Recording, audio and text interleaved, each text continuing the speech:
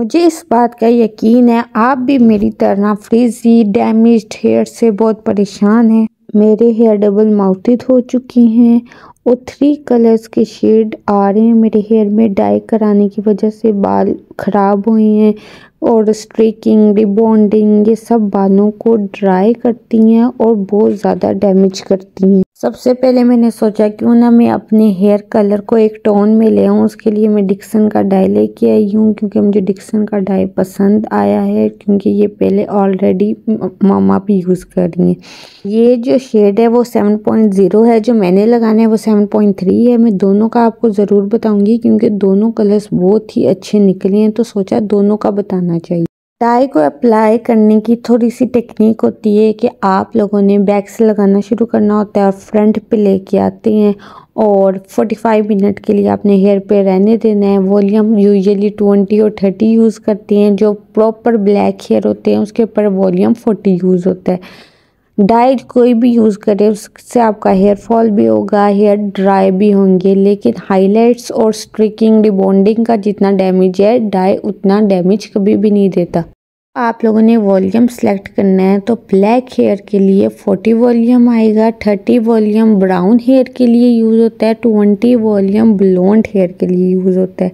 ये ट्यूब 950 की मैं लेके आई हूँ, 7.3 इसका शेड है। अप्लाई करने का यही तरीका है कि आप स्किन के ऊपर ना टच करें। किसी किसी को एलर्जी होती है, या आप लोग ऐसे भी कर सकते हैं कि सॉफ्टन एलर्जी की मेडिसिन है वो 1 टैबलेट ले लें और डाई को अप्लाई कर लें और 45 मिनट के बाद वॉश करना है। ये 30 वॉल्यूम मैं लेके आई थी अपने हेयर के लिए। मुझे तो ये वाला कलर बहुत बहुत बहुत पसंद आया, बल्कि लोगों ने बहुत तारीफ़ की, बार बार पूछा। और आप लोगों ने डाई लगाने के बाद फ़ौरन शॉपर चला लेना है।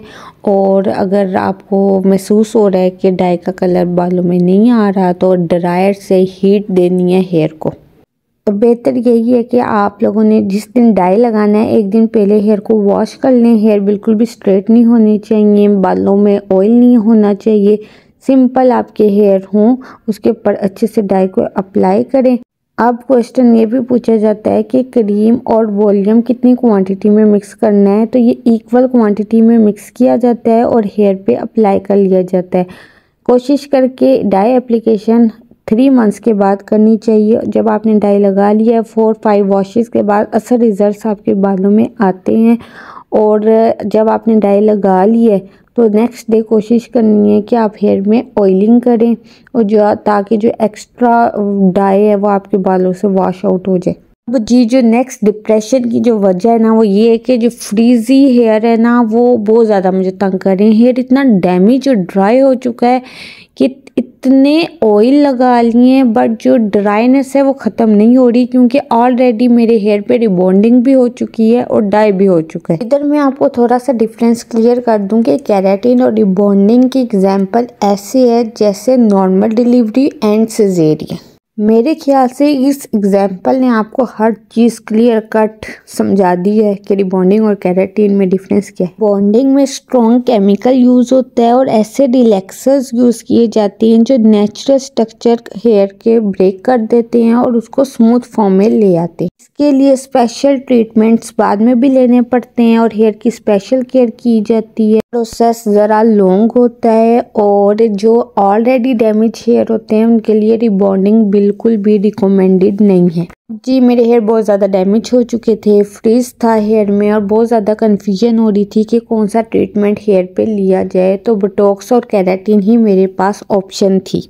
तो केराटिन और बोटॉक्स आलमोस्ट सेम है। बोटॉक्स में 3 डेज़ का गैप नहीं दिया जाता, उसी टाइम आपका वॉश कर दिया जाता है, जबकि केराटिन में 3 डेज़ का आपको वॉश का वेट करना पड़ता है। पहले केराटिन में 3 दफ़ा शैम्पू किए जाते हैं बाल, और इसमें जो मटेरियल होता है वो लाइट होता है, आपके फ्रीज कम हो जाता है। स्ट्रेटनिंग इफेक्ट है वो डिफरेंट हेयर पे डिफरेंट आएगा, because keratin is a treatment to repair hair damage not to straight hair. Keratin जो ओवरऑल हेल्थ है हेयर की उसको मेंटेन रखता है। Colour treated hair, rebonded hair, highlights कराई हुई हैं या स्ट्रेकिंग कराई हुई है, हेयर का बेड़ा गर्क हो चुका है, तो केराटिन हाईली रिकमेंडेड है मेरी तरफ से।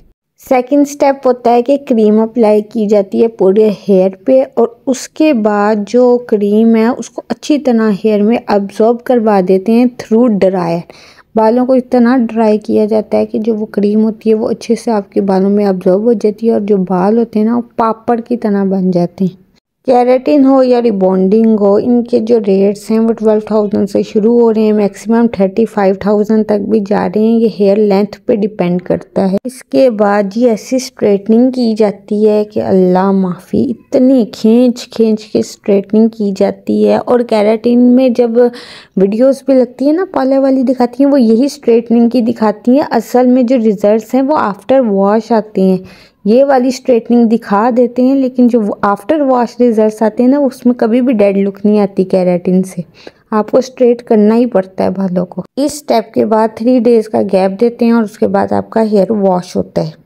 केराटिन हो या रिबॉन्डिंग हो, आफ्टर केयर तो ज़रूरी है। ये वाला शैम्पू मैं पहले भी यूज़ करती रही हूँ। ये शैम्पू मुझे बहुत ज़्यादा अच्छा लगा था तो इस वजह से मैंने दोबारा से यही शैम्पू बाय किया है। ये 400 ml की बोतल है, ₹920 की मुझे मिल गई है और आराम से ये मैं 4 मंथ्स यूज़ कर सकती हूँ अगर सिंगल पर्सन ये वाली बोतल यूज़ करे। केराटिन ट्रीटेड हेयर के लिए जो मैं मास्क लाई हूँ वो है Brazil keratin collagen hair mask. 500 ml की बोतल है, ₹2100 की।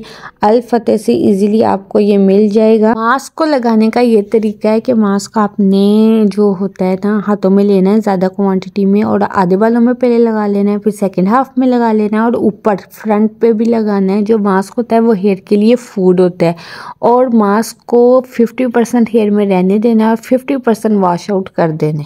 ये मास्क मेरा फेवरेट है। जी सीरम की बात करते हैं। जो सीरम है वो मैं यूज़ कर रही हूँ डर्मासेंस का डैमेज हेयर रिपेयर सीरम। ये ₹500-600 का इजीली कहीं से भी आपको मिल जाएगा। इसको हाथों में 2 से 3 ड्रॉप्स लेने हैं, पहले आधे बालों में लगा लेना है, फिर 3 ड्रॉप्स लेने, फिर आधे बालों में लगाना है, उसके बाद हेयर को कॉम्ब करना है। ये लिवॉन का हेयर सीरम है, ये मैं पहले यूज़ कर रही थी। ये तो मेरा फेवरेट है। ₹700 का मैंने अल फतेह से परचेज़ किया था। इसको भी उसी तरह से हेयर में अप्लाई करना है और उसके बाद हेयर को कॉम्ब करना है। ये डिटैंगलिंग सीरम है। ये जी लॉरियल का हेयर सीरम है। इसकी हाइप बहुत ज़्यादा क्रिएट हुई हुई थी। ₹1300 का मैंने अल फतेह स्टोर से ऑर्डर किया था। DC डाल के ₹1500 का मुझे टोटल मिला था। बायकॉट नहीं हुआ था। ये मेरे पास पड़ा हुआ है, इसको मैं कभी कभार लगा लेती हूँ। ये जी सारी प्रोडक्ट्स हैं जो मैं यूज़ कर रही हूँ। केराटिन के बाद सल्फेट फ्री शैम्पू और ये सारे सीरम्स और मास्क।